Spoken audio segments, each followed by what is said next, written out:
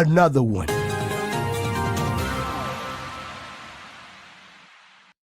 What kind of mindset, method, best practice would you recommend for manual testers for writing functional and non-functional test cases that kind of that kind of think outside the box in order to catch more bugs than before? Besides going through happy path and known edge cases and error handling scenarios. And they give an example. Example, you don't have access to the source code. The requirements docs are not up to date. How would you come up with new ideas for making your test effective?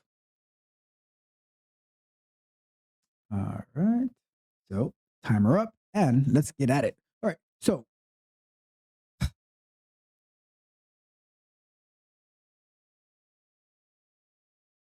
this one, all right. It's kind of tough for me to answer this question because I don't like the premise of it. Um, and why don't I like the premise of it? There's a couple of things that come along with this, right? The I don't and maybe it's a manual testing thing, or maybe it's like me that's been in the industry for so long, but I don't like the idea of writing test cases to catch bugs, right? I like writing test cases to ensure that our software is functional. All right. And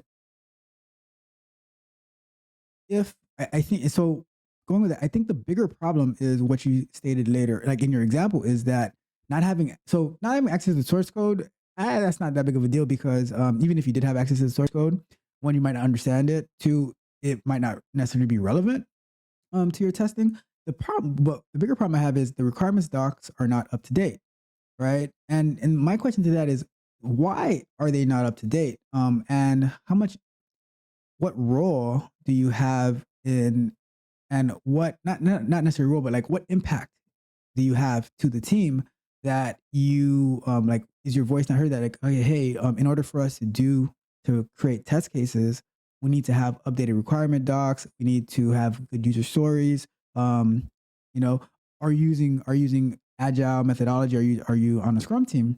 Because if not, and you end up having requirements documents that are not up to date, then maybe you could suggest like, hey, should we shift to should we shift to a agile environment so that we can have up to date user stories and requirement docs and everything like that? And who's the owner of those requirement docs to make sure that they are up to date, right? So that's the first thing I want to address, right? Now, the reason that I say I don't like writing test cases to catch bugs, but I rather write them to validate the functionality of the software, is because I think for a long time QA had a bad rap of being bug hunters, right? Like we were the Orkin Man. Remember Orkin Man?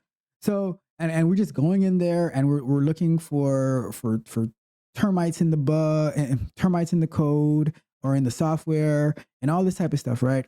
And I think that gives us a bad I think as a Q engineer, it gives us a bad way to look at it.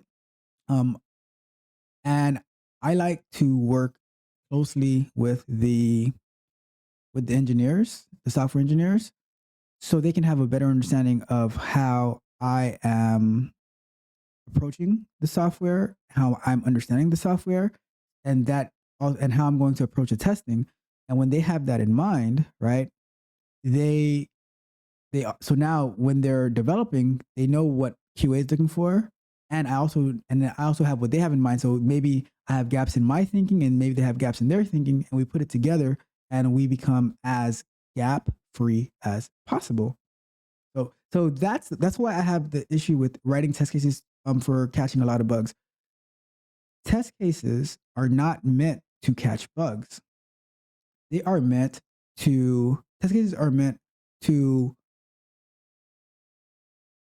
show you how, like, it's meant to show you how the software works. One of the biggest things I use test cases for was when I was onboarding new QA testers or analysts or engineers, whatever it is.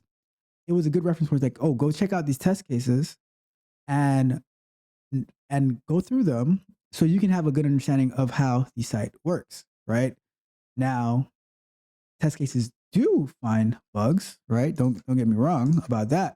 But to me, that is not their intended purpose, right? So that's why it's hard to answer the question based on that framing. Okay. So I think I already covered like some of the best practices. And I don't think it matters whether you're a manual tester or anything like that. Now, the part that could be tricky is if you are a manual tester who's a contractor who doesn't necessarily have access to the developers, right? Then you might have an issue. But I still don't think that you're writing test cases for catching bugs. You're writing test cases to test the functionality, right?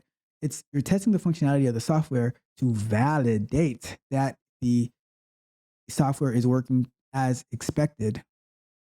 You know, and one of the things that I think was a mistake initially in QA is that you were rewarded for the amount of bugs that you would find as opposed to the software, like the focus being on the software working as it should be, you know?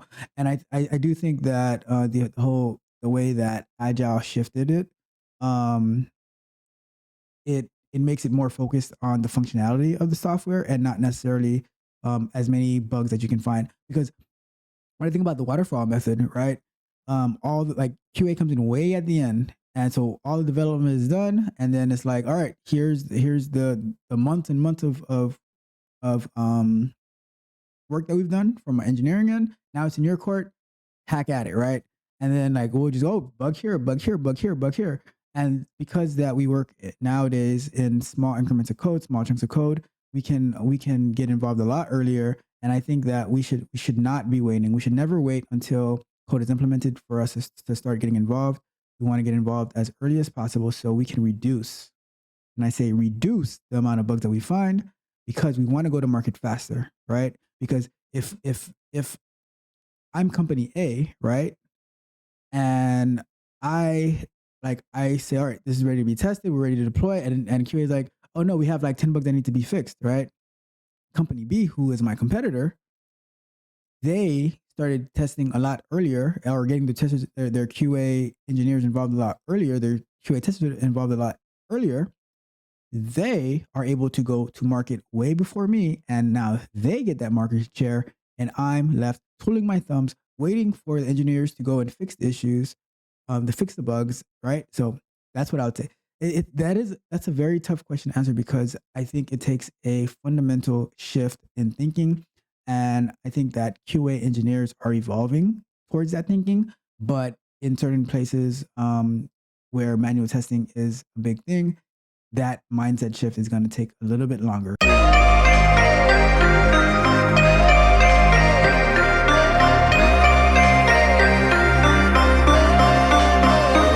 If you enjoyed the fascinating information shared in this video and you want more, be sure to hit the subscribe button to Tech Coach Ralph to be notified for new videos.